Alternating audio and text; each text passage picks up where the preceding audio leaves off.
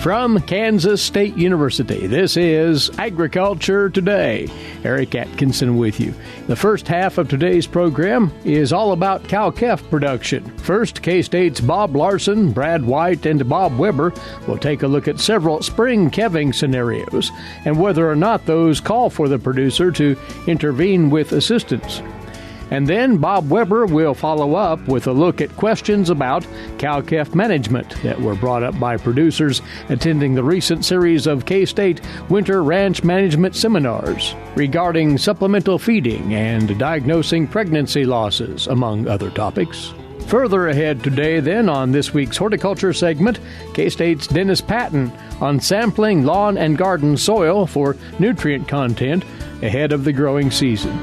Plus more, right here on Agriculture Today. What is radon? Home exposure to radon gas is the leading cause of lung cancer death in the United States for non-smokers. In Kansas, 1 in 4 homes will test at or above the EPA action level. The Surgeon General recommends all homes be tested and fixed if necessary. Visit kansasradonprogram.org for more information. Test, fix, save a life. This message brought to you by the Kansas Radon Program, the Kansas Association of Broadcasters, and this station.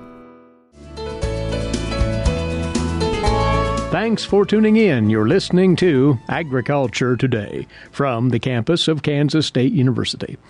Well, the spring beef calving season is underway. For you cow-calf producers with spring calving herds, it is the telltale point of your production year. Calving success equals economic returns. And knowing when and when not to intervene with calving assistance is a big part of that.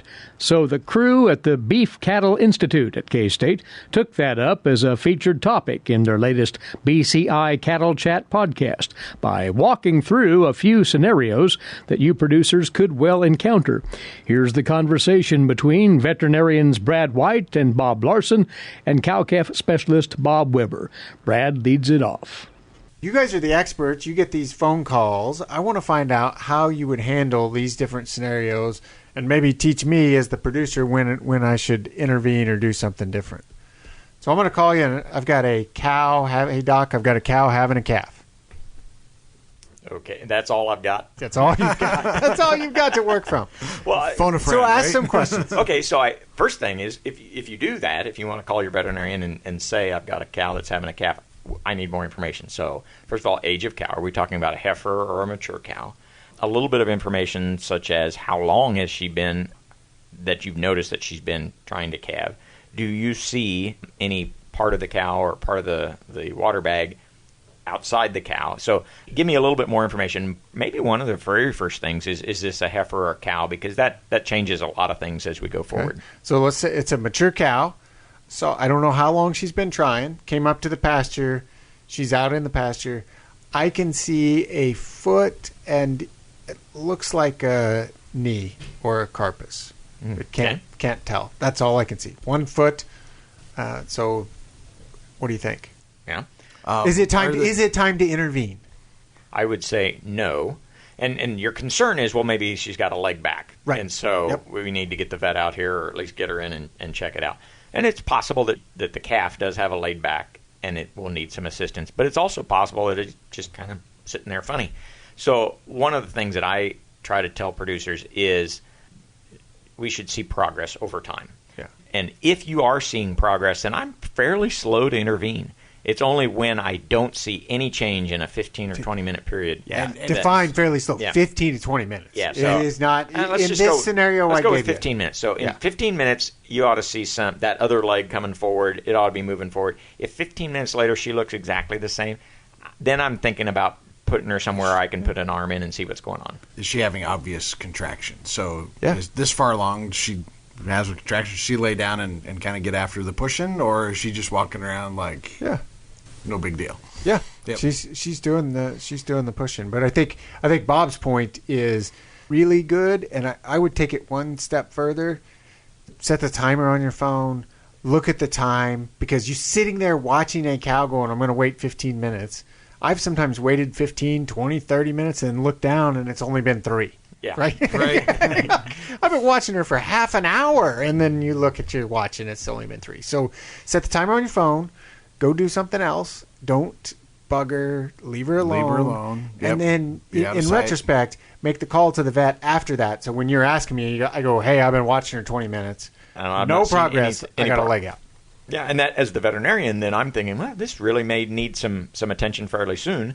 Whereas if you just called me at the beginning, we know that a lot of cows, they go a little ways, take a rest. Well, your advice is going to be, well, go watch her for 30 minutes and call me back, right? Yeah, Exactly. Exactly. Yeah, it's good advice. So, but intervene quickly but appropriately. But you wait that 15 minutes. Let me give you a different one. Okay, so this time I'll call you, having learned from before what you want to know. So I have a first calf heifer that she looks like she's calving. She's out in the pasture. She's under the tree. She's up. She's down. She's up. She's down. I've been watching her for about 15 minutes, like you told me last time. I see nothing. I don't see water bag. I don't see calf. I don't see anything coming out of her. But she seems pretty intense in doing that. Because I didn't see anything, I thought I would call you. Okay. Well, that's another good question. So this is a heifer, and heifers often spend longer in what we call stage 1 of pregnancy, which is kind of she's uncomfortable. What's actually happening is the calf is being moved up into the pelvic canal, up into the birth canal, and that's uncomfortable. But an old cow, she's done this before, she may go through that period faster or at least not show as much discomfort. So there's two possibilities here. One is this is just a normal birthing process. This is a heifer. She's never done it before. She just needs some time to go through this kind of stage 1, this period of discomfort, and she's going to show that more than a mature cow probably. Okay. And so don't intervene too soon on that cow. But there's always the possibility that you really do have a presentation that's not going to come out unless you intervene. How long should I would wait? say you're going to have to wait just a little bit more. So you say you waited 15 minutes? 15 minutes. Now, see, this one, I don't have as I'm putting you on the spot. I know. I like my 15-minute number. I'm not as comfortable with this number. So 15 to 30 minutes more. And again, really kind of watching this heifer. And this is animal husbandry. What's the next thing I should expect to see happen if things are progressing? If things are progressing, then I should see 2 feet. Or at least 1 foot, but 2 feet. And as soon as I see that, then I just go back to I want to see progress every 15 minutes. Or the water bag. Or the water bag, yeah. So those are what I expect to see. Yeah. And if I'm absolutely not seeing anything, then kind of the next step is, catch your head. That might be a halter tied to a truck or a tree, or maybe moved into a pen or something. But catch your head, put on a clean sleeve, put on good lubrication, and just go in and see, is the presentation correctly? You got front feet and a head coming, then I'd probably give her more time. If you reach in and it only feel the back end and the tail, do claws up, those types of things, then I'd get a little more excited. So one of the points is the balance. I don't want to intervene too soon, because if that birth canal isn't really dilated, pulling on that calf too soon actually causes way more harm than any good. On the other side of it, if she's having difficulty, the sooner we intervene, the better. So it's the classic challenge of a good animal husbandry person to really assess the situation and not want to intervene too soon, but also to recognize problems when they're there.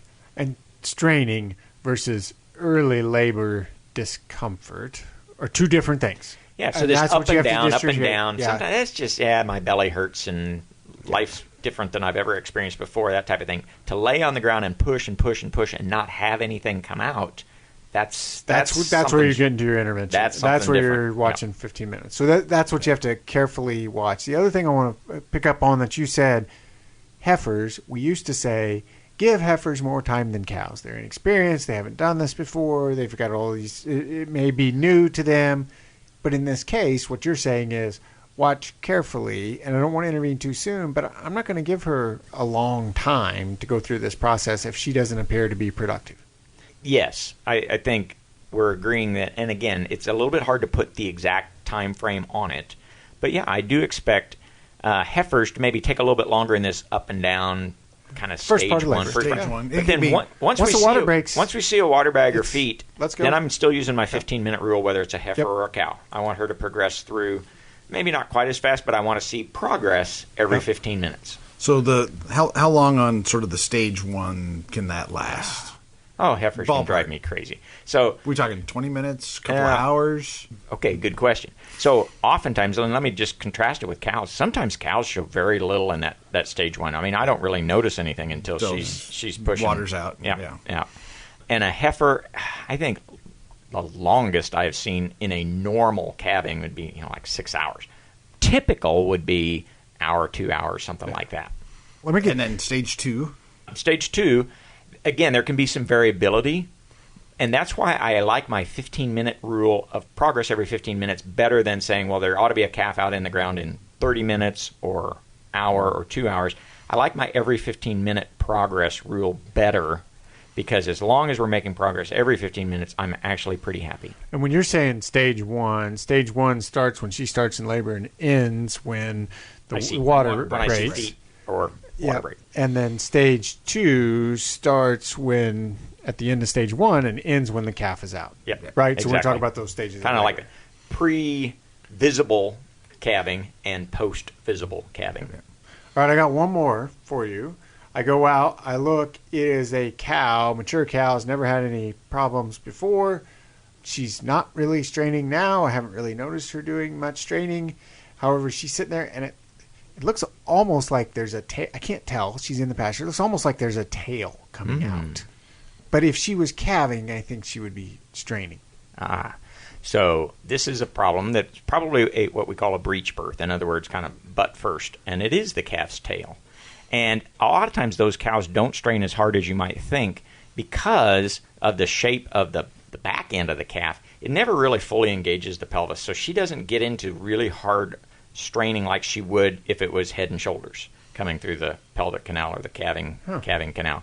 And so those are in a medical emergency because she's not going to have that calf without some assistance. So get her up. Get her up. She's not We're not going to wait 15 minutes. We're going to get her up and get somebody out there. Yep, absolutely. K-State's Bob Larson, Bob Weber, and Brad White. Be sure to take in the entire podcast at beefcattleinstitute.org. And after the break, we'll have Bob Weber Mike's side for more on cow-calf management. This is Agriculture Today. Hamburgers, roast, ribs, steak, or whatever you prefer. Beef, it's what's for dinner. Kansas cattle farmers produce 7.5 million head of cattle per year. It takes about 7 tablespoons of peanut butter to get the same amount of protein in 1 serving of lean beef. Support your local Kansas farmers and ranchers. Eat beef. This message was brought to you by the K-State Animal Sciences Leadership Academy participants.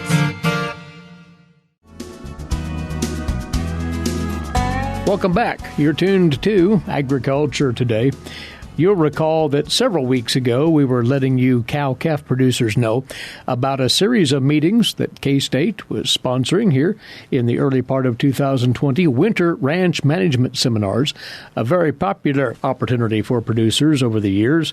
Those are just about over. There's one more meeting left in that series, which we'll tell you about, but we catch Bob Weber and visit with him right here, cow-calf specialist, K-State Research and Extension. He's the one who organized these. And what we want to do, Bob, is get an idea of what you would consider the pressing issues of the day for our cow-calf operators out there as they look at their management. And you did have an opportunity through these meetings to gather that kind of feedback. Yeah, so we had, in addition to our regular scheduled speakers, if you will, we call it Town Hall Q&A, but just kind of an open forum discussion at the end of the meeting to allow attendees to basically ask any question they would like to the Extension specialists on hand. And so we usually get all the speakers and then the state staff and local staff that are in attendance up front and just open the floor for questions. And it's been a popular feature to add, and the questions kind of are all over the board. So we've had 3 sessions out in western Kansas, and so I suspect some of the topics are a little localized in terms of importance, but a fair bit of discussion, of course, on some cow health management and vaccination protocols and stuff. We had Dr. Hanselcheck was one of the speakers, and so we kind of worked through a fair bit of that.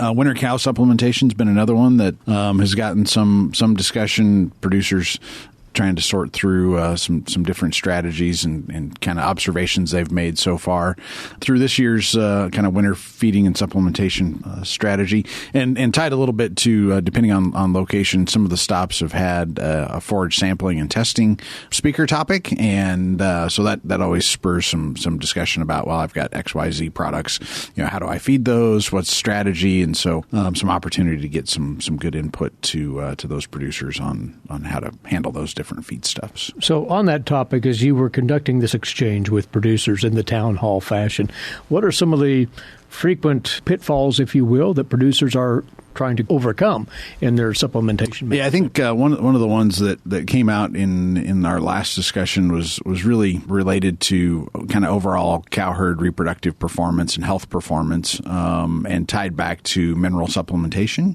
And so we talked through that a fair bit, and I think there's always producers, when things don't go right, they want to find an answer, and sometimes that gets pinned on mineral supplementation programs. And Dr. Justin Wagner is one of the state specialists that was in attendance, and he's a nutritionist. I'm not a nutritionist. I'm applied nutrition, I guess, but he's really a nutritionist. And his point was, oftentimes we point at that because we don't have anything left to point at, we think. But it really comes down in a lot of cases to, did we make sure that we had adequate protein supplementation to those cows on this time of year, dry winter forage or grazed forage, adequate energy intakes in those cows right before and post calving. Those things can contribute as much or more than mineral supplementation, and things that frequently get maybe overlooked or mismanaged a little bit. And everybody wants a silver bullet. Well, there's typically not one, and it comes back to some of the basic principles of cow-calf production that really ensure sort of ongoing success. And when we have a breakdown in that process, we need to find the break and not point at something that might be the problem. Well, herd health management is always topical, to say the least, in cow-calf production. Were there any specific health challenges that producers were bringing to your attention? Well, one of the ones that we talked a bit, and Dr. Hanselchek was a speaker on the topic, was kind of understanding and diagnosing pregnancy loss. And so, on occasion, we'll have, a series of abortions in cows. And so Dr. Hanselchek went through a variety of those real common causes in terms of pathogens, or and he did a good job pointing out, once in a while those are actually caused by humans. So, administering the wrong drugs, or in some cases, if we accidentally put prostaglandin in some pregnant cows, it'll make them not have calves. So kind of helping us think through the process of why those might happen. A good discussion, too, about, in particular, killed versus modified live BVD vaccines, and how to appropriately administer those in pregnant cows.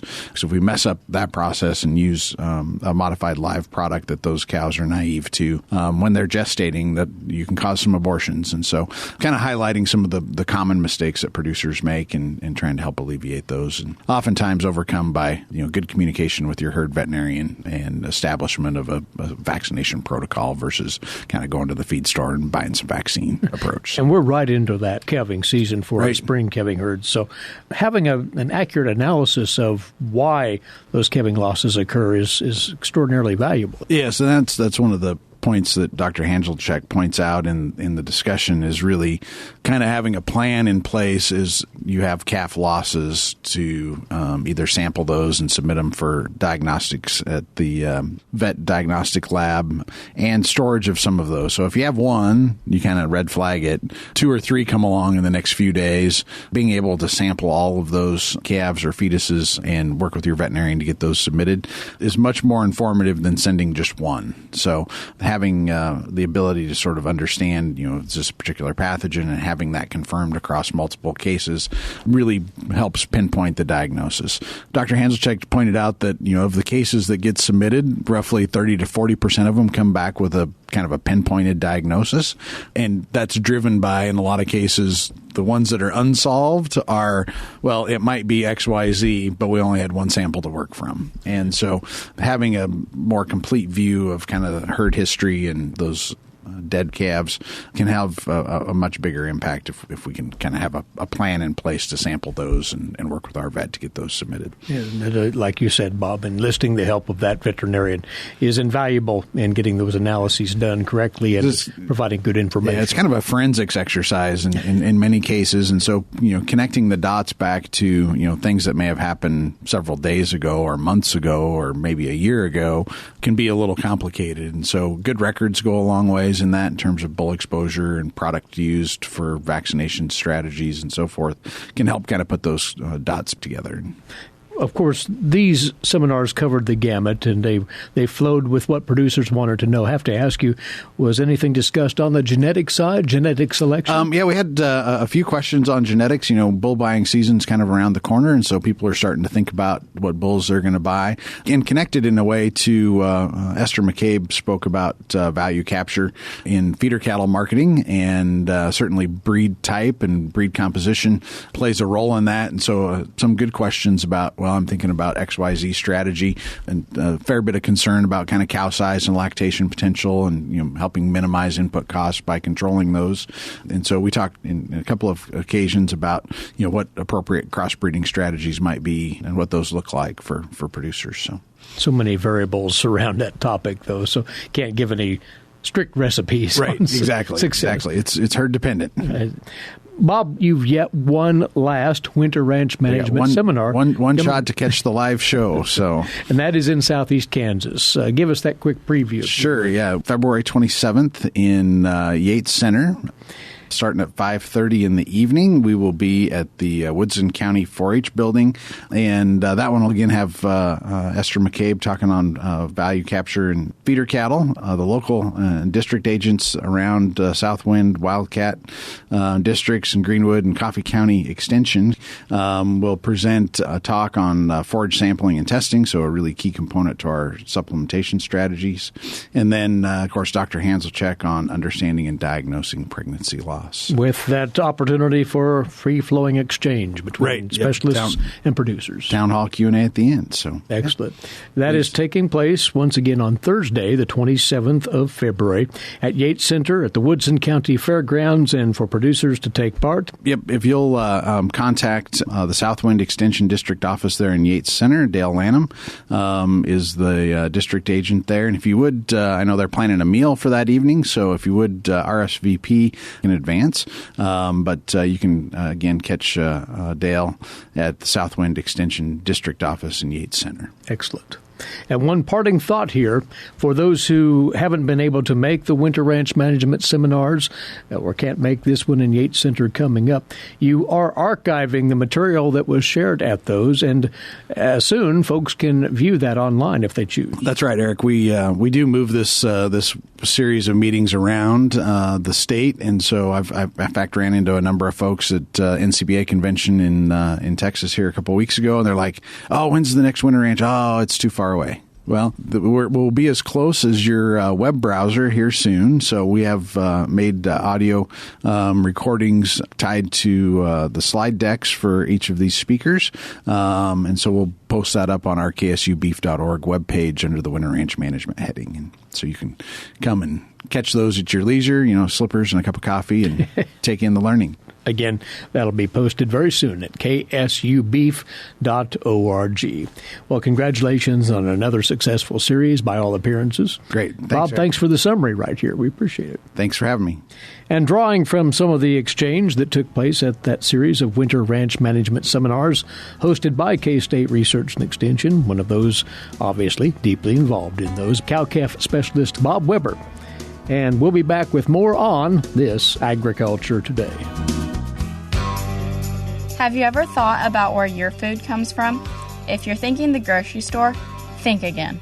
Facts show that the American farmer feeds more than 129 people. They are continually increasing and improving their operations. A wide variety of crops and livestock are grown in Kansas as well as the United States, providing food to your dinner plate. Next time you see a farmer or rancher, thank them. For more information, contact K-State Research and Extension. Welcome back to Agriculture Today over the K-State Radio Network. Eric Atkinson here, and on we go now to today's agricultural news headlines, courtesy in part of DTN. Well, the USDA's initial outlook for 2020 crop production is projecting higher acreage for both corn and soybeans, taking up a significant amount of last year's prevented planted acres, with soybean prices up slightly, but corn prices expected to come down. USDA Chief Economist Rob Johansson offered those initial projections during his opening speech at the USDA Agricultural Outlook Forum earlier this morning. Tomorrow, the department will release a more detailed analysis for crops and livestock. Right now, the USDA is projecting corn planted acreage will increase 5% to 94 million acres, and soybean acreage will increase 12% to 85 million acres. With prospects boosted by trade, soybean prices are forecast to rise 5 cents a bushel to $8.80. The soybean price, says Johansson, will be supported by lower stocks compared to last year's record level, but increased South American production and exports, as well as a strong dollar weighing on the market. In contrast, higher corn acreage and expected to return to trend yields are causing the USDA to project prices to fall 25 cents to $3.60 per bushel, and wheat prices are projected up 35 cents to $4.90. Acreage for wheat expected to remain flat at 45 million acres, roughly the same as 2019. Surprisingly, Johansson's outlook for exports did not show a significant rise due to the Phase 1 trade deal with China. The USDA projects $139 billion in exports for fiscal year 2020. That would be up $4 billion from 2019 numbers. Johansson cited that nearly all of that increase is due to higher projected exports to China. Still, the USDA did not offer an outlook of exports that factored in the Phase 1 deal commitments of $40 billion in agricultural sales to China. Johansson did note that the USDA has reached those deals with China, with Japan, Mexico, and Canada. Those four countries combined for 51% of all agricultural exports. That leads to the more bullish export forecast. Overall, Johansson said fundamentals for many producers look better than they did in 2019. Net farm income in 2020 is expected to rise slightly from $93.5 billion in 2019 to just over $96.5 billion. The difference will be an increase in changes in crop inventory, according to these newest USDA Outlook numbers. And leaders and lobbyists from several agricultural groups gathered yesterday on Capitol Hill to announce that they were launching Farmers for a Sustainable Future to play a policy role in dealing with climate change. They're also making the case that agriculture has already done a lot in the sustainability area, but has not effectively told its story. The president of the American Farm Bureau Federation, Zippy Duvall, said that agriculture has to address sustainability and what that word actually means in the context of climate discussion, as he put it. Duvall noted discussion on climate change is ramping up and that the House and Senate Agriculture Committees can play an important role in the days to come. The coalition announcement comes just before USDA Secretary Sonny Perdue is expected to announce a goal during today's USDA Ag Outlook Forum to reduce agriculture's environmental footprint by 50% by the year 2050, while still increasing farmer productivity 40% over that time. Now, Duvall said this new coalition was formed to be a primary resource for lawmakers and policymakers while they're considering climate guidelines. Farmers for a Sustainable Future is made up of 21 major farm and livestock groups. It itself does not have any specific goals set out for the agricultural sector to reduce emissions. However, Duvall reiterated the coalition wants to be part of discussing the policies that will set goals for emission reductions. Also included among the many groups that are participating in this coalition, the National Cattlemen's Beef Association and the National Pork Producers Council, both of which had representatives taking part in this gathering yesterday. Now it's on to this week's edition of the Kansas Soybean Update, and with that is Greg Akagi. Greg? Greg Anderson is joining us. He is a Nebraska producer, and he serves on the governing board of the National Biodiesel Board. And the exciting thing of what we've seen is, for soybean producers, the return on investment on what we've seen in the biodiesel industry has been very impressive. The soybean checkoff virtually established the biodiesel industry in the United States over 25 years ago. And we've seen it grown from just a few thousand gallons per year to now about 2.7 billion gallons every year for the past couple of years. And we've seen that soybean oil continues to be the primary feedstock for biodiesel, and it returns about 63 cents per bushel to every soybean farmer who raises soybeans. This is a great return on investment. Checkoff dollars continue to fund the research and testing of the fuel as diesel engines continue to evolve and change, and as they want clean emissions, biodiesel fits it seamlessly. And that demand continues to increase as well. Over the last 10 years, demand for soybean oil for biodiesel has increased 300%. You see a growth market like that, that's pretty rare in this day and age, but that just shows that the integrity of the fuel, the demand for the fuel, we want to use more.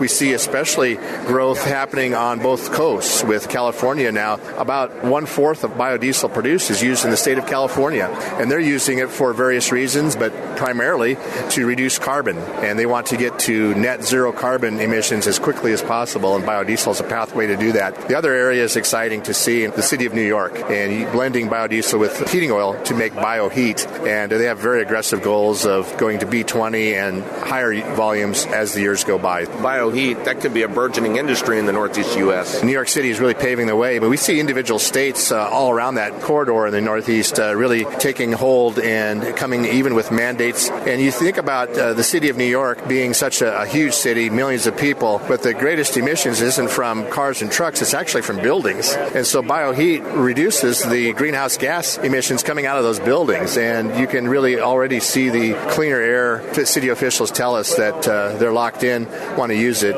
And then as far as diesel trucks, sanitation, snowplows, emergency vehicles, tactical vehicles, all throughout the city of New York, hundreds and hundreds and hundreds of these diesel engines now using a B20 year-round. That is just phenomenal and exciting, and it's catching on in other cities as well as they look to New York as the pace setter. That is Greg Anderson, a Nebraska producer, serves on the governing board of the National Biodiesel Board. He joins us on the Kansas Soybean Update. It's brought to you by the Kansas Soybean Commission. Thanks, Greg. And our weekly horticulture feature comes your way next on Agriculture Today. With the shortage of primary care physicians, especially in rural areas, health education and disease prevention are vital. K-State research and extension programs address quality of life, personal development, and health behaviors across all life stages of all social economic groups. To learn more about health education, one of K-State Research and Extension's 5 grand challenges, visit www.ksre.ksu.edu. This is Agriculture Today, and to close out our Thursday edition, our weekly horticulture segment for you. Again, in advance of the gardening season, this would be a good time to think ahead to the nutrient needs of your garden soils, be it for vegetable production, for a flower bed, what have you, and the value of testing garden soils is what we'll get into today. With Dennis Patton joining us once again. As you know, Dennis is the Johnson County Extension Horticultural Agent. He's along with us frequently right here. Soil testing. Well, Dennis, it's a commonplace practice for our agricultural producers, of course, but home gardeners can gain from that as well. That's correct. You know, a soil test in commercial agriculture is really no different than the needs of one for your backyard garden, whether it's your vegetables, flowers, or lawn, because we all need to know that baseline nutrient value so we can then determine what type of fertilizers to apply. Just like our farm friends out in rural parts of Kansas, we need to know that in our small cities to our urban towns. We need to know that information. And you say that folks need to look at this from 2 angles. What nutrients are missing from one's garden soil, or what nutrients are abundant and not needing replenishing? That's correct. I usually look at it from the what does the soil have angle, then what do we need to add to make those plants grow healthy. So what I call the basic routine test through K-State offers really three valuable pieces of information. First of all, it offers the phosphorus potassium level of the soils, and those tend to be more stable in the soil. And once the soil has enough of that nutrient, adding more doesn't make the plants grow bigger or more robust. And so that tells us whether we need to use a fertilizer that just has the nitrogen source, which we can get into a little bit later, or we need to add also the phosphorus potassium source. And the other thing that basic routine soil test gives us, which is our pH value. And pH, in the simple terms, really regulates the availability of the nutrients and micronutrients in the soil to be available to the plant. And in Kansas, they tend to skew high, which then makes nutrients, micronutrients not available. And so by adjusting that pH, our really fertile clay soils we have with a lot of abundant micronutrients then become back available to the plant.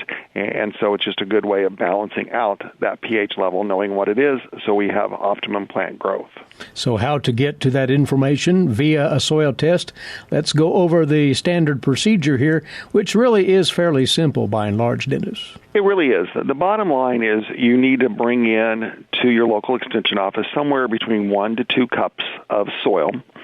And to get that soil sample, though, we recommend you go out and take multiple small samples, maybe removing the grass layer or the upper inch or two of soil, and then digging down 4 to 6 inches deep where the root system is, and then doing random, maybe half a dozen in a small area to a dozen in a larger lawn or garden, mixing all those small little representative samples together in a clean bucket, and then out of that mix, get your 1 to 2 cups of soil. That way you get the average throughout your area, because you're not going to treat each individual, little square foot different. You're going to try to make this as simple as possible. And that's the other nice beauty of soil testing, is it doesn't have to be complicated and be fairly simple based on those areas. But once more, you want a composite of those samples. That's what you're going to turn into the extension office for further analysis. That is correct. And if you've treated a vegetable garden different than your lawn, then you'd probably want to sample just from your vegetable garden and from your lawn. But if you have 3 or 4 areas of your vegetable garden, they've all been historically treated the same as far as same, initial soil type, you fertilize, add organic matter, all the same, then you really only need one sample from that entire garden area, not each individual plot. So think about how you manage those, and that's how you're going to want to take your soil samples. Now, Dennis, as far as conditions under which to sample a garden spot, we've quite a few wet soils out there. Can those complicate the process? Well, K-State needs a drier soil to actually run the soil test. In fact, they dry them down. So the other thing you want to think about is just not getting out in the soil where it's muddy, and then you track up the soil, you compact the soil. So in many parts of the state, like here in the eastern part of the state, we're extremely wet. So we need to probably give a little bit of time for that soil to dry out before we get the sample. But if you can get out there and collect the sample, we can go ahead and accept it at our offices and get it already shipped up to K-State to the soil testing lab. That's a good point. We don't do the testing in the individual offices. It all goes to the lab up on the Manhattan campus. As long as you can collect the sample, we can get it mailed, and then they can take care of from there in the drying out process. All right. So again, what a soil test can tell you, the levels of phosphorus, potassium, nitrogen, and the pH level.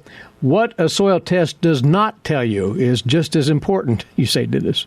That is exactly correct, Eric. Our soil tests from the K-State level are strictly for fertility purposes only.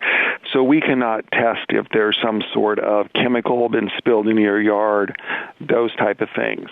Now, what we can test for, is a good point, is for heavy metals. So if you're doing a vegetable garden in an area that you might think have been compromised by some sort of solvents, equipment's been worked on in the area, or lead paint around an old farmstead house or home, then we can run some heavy metals test, but that's as far as we go in really testing for what I would call non-fertility type products.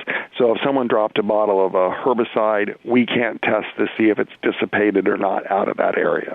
Now, will the testing procedure in any way, Dennis, account for the quality of the soil, the composition? You can run a couple of other tests that get a little bit at it. You can run a textural test, and that will tell you the amount sand, silt, and clay, give you the soil texture. So whether it's a loam, silty loam, clay loam, we can run that test for an additional fee. We can also run organic matter content, which is sometimes very helpful for organic gardeners or people that add a lot of compost to the soil, because we get too much organic matter. And yes, you can get too much organic matter. Your soil dries out very rapidly. And so there are some other tests we can run. But if it's a heavily compacted soil, those type of things, it's not draining properly, our soil test is not going to help you with drainage issues, those type of things. Very well. Well, our county extension personnel throughout the state are well-versed in soil testing procedures and what you need to do to collect an appropriate sample, as well as, of course, trafficking those samples to K-State in the soil testing laboratory for analysis. And Dennis, thanks for the tips right here. I tell you what, I'm looking forward to spring every day. I'm tired of this winter. And you have joined a chorus of people that hold that same sentiment. Thanks again. That's Dennis Patton. He's the Johnson County Extension Horticultural Agent, and joining us on this week's K-State Horticulture segment. And once again, our time is away. We'll be right back here this same time tomorrow. Hope you'll rejoin us then. Meantime, Eric Atkinson bidding you a good day for Agriculture Today. This is the K-State Radio Network.